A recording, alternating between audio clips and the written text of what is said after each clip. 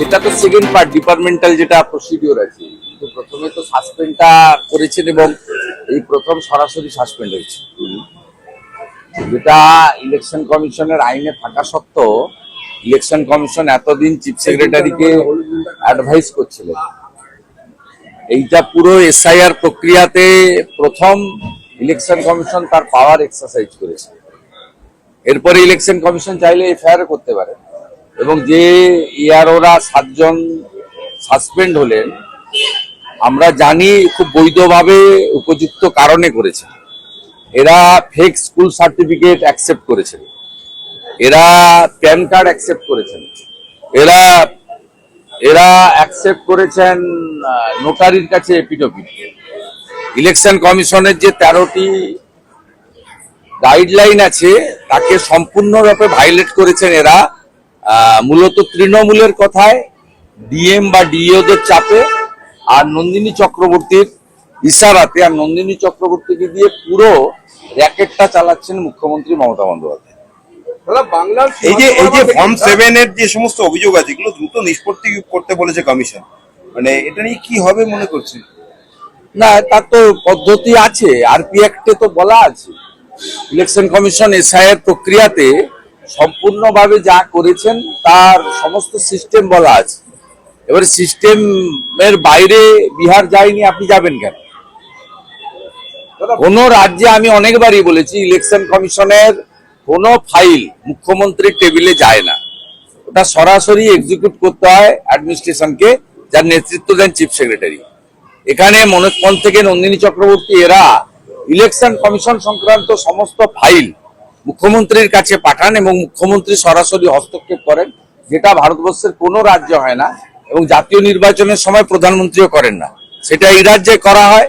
তাই election commission এই প্রথম টাইট দেওয়ার ব্যবস্থা নিয়েছেন, এবং মুখ্যমন্ত্রী যা করছেন পুরো এসআইআর প্রক্রিয়াতে বাংলাদেশি মুসলিমদের এবং রোহিঙ্গাদের বাঁচানোর জন্য করছেন। এটা বিরাট সংখ্যায় বাদ যাওয়া উচিত। এটা কি বাদ যাবে? ফর্ম 7 গুলো বাদ যাবে না যাবে আমরা লক্ষ্য রেখেছি, বাদ না গেলে তো ব্যবস্থা আছে। ডিওর কাছে আবেদন হবে, ডিও আবেদন না শুনলে সিওর কাছে হবে, সিও আবেদন না শুনলে কোর্ট তো খোলা আছে। মমতা ব্যানার্জি একা কোর্টে যেতে পারেন, অন্য কেউ যেতে পারেন না। যে বেকার ভাতা বাংলা সীমান্ত বরাবর দেখলাম যে বাংলাদেশের বেশিরভাগ জায়গাতেই জামাতটা জয়লাভ করেছে, এবং ভারতে যে অন্যদিকে দেখি বাংলার মালদা, মুর্শিদাবাদ, নদিয়া এই সমস্ত জায়গায় জমি না দেওয়ার জন্য কাঁটাতার খোলা রয়েছে। ফলে জামাতের জয় কি বাংলার আকাশে সিঁদুরে মেঘ, কিংবা জাতীয় নিরাপত্তা নিয়ে এখনো কোনো হেলদোল নেই? এপারের জামাত ওপারের জামাত দুটো মিলে মিশে একাকার হয়ে গেছে, এবং সেই কারণে কাঁটাতারের বেড়ার জমি না দেওয়ার ফলে এপারের জামাত ওপারের জামাতকে জিতিয়েছে, মানে তৃণমূল সঙ্গে এখন হুমায়ুন কবির জুটেছে। আর ওপারের জামাত যে আগামী এপ্রিলের নির্বাচনে তৃণমূলকে সাহায্য করবে বা হুমায়ুন কবিরকে সাহায্য করবে, এটা ঘোষিত অবস্থান এদের, এবং খুব অ্যালার্মিং ভারতীয়দের ক্ষেত্রে এবং বাঙালি হিন্দুদের ক্ষেত্রে। কোচবিহারের সিতাই বর্ডার থেকে শুরু করে আপনার ওখানে আপনার চাপাই নবাবগঞ্জ থেকে দিনাজপুর হয়ে আমাদের হিলি পার্শ্ববর্তী রংপুর থেকে শুরু করে একদম পুরো মেট্রোপল বর্ডার পর্যন্ত এলাকাতে প্রায় 90% আসনে জামাতের লোকেরা জিতেছে, যারা নারীর অধিকার স্বীকার করে না, মহিলারা শিক্ষিত হোক কর্মে যাক স্বীকার করে না, যারা বোরখাতে মহিলাদেরকে ঢেকে রাখতে চায় এবং যারা শরিয়া আইন চালু করতে চায়, সেই লোকেরা জিতেছে। এটা পশ্চিমবঙ্গের ক্ষেত্রে খুব মারাত্মক, অ্যালার্মিং। এবং কিছুদিন আগেই হরিহর পাড়াতে খাজেরি মাদ্রাসাতে আপনার 7 শেখ গ্রেপ্তার হয়েছিল। সে একজন জঙ্গি, আনসারুল বাংলার সঙ্গে যুক্ত। সেখানে ভোটার তালিকায় নামও তুলেছে, 3 বার ভোট দিয়েছে। সব মিলিয়ে আমাদের আসন্ন নির্বাচনে আমাদের জাতীয় সুরক্ষা এবং হিন্দুদের সুরক্ষা ভবিষ্যতের প্রশ্নযুক্ত। তাই পশ্চিমবাংলার রাষ্ট্রবাদীরা ঐক্যবদ্ধভাবে এবারের নির্বাচনে জামাত টুকে এখান থেকে উৎখাত করবেন, এই বিশ্বাস আমাদের আছে। যুবসাথীর ক্যাম্পে ডাক্তারি পড়ুয়া, সিএ বিটেক এদের সমস্ত লাইন এক মহিলা কাঁদতে কাঁদতে বলছেন আমি- ছেলে চাকরি নেই। না না, আমি আপনাকে বলি, আমি 3 দিন ধরে গত পরশুদিন সল্টলেক বিজেপি অফিস থেকে বলেছিলাম, কালকেও বলেছি, আপনি কেন লাইনে দাঁড় করাচ্ছেন? এখন কোথাও লাইনে দাঁড়াতে নেই, সব অনলাইন হয়ে গেছে, পোর্টাল হয়ে গেছে, কেন লাইনে দাঁড় করাচ্ছেন? এবং লাইনে দাঁড় করিয়ে একটা জিনিস সুবিধা হয়েছে, সেটা হচ্ছে পশ্চিমবাংলার যে বেকারদের ভয়াবহ চিত্র, রবিবার শিব চতুর্দশীর দিন সেখানেও 5-7-8 লক্ষ যুবক যুবতী তারা লাইন দিয়েছেন, বাবা মা লাইন দিয়েছেন, কি ভয়াবহ চিত্র একদিনেই দেখেছেন।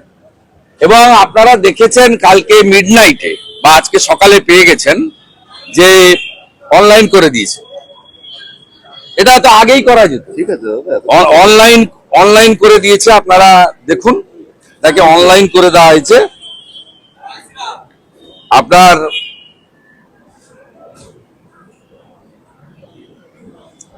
অনলাইন করে দিতে বাধ্য হয়েছে।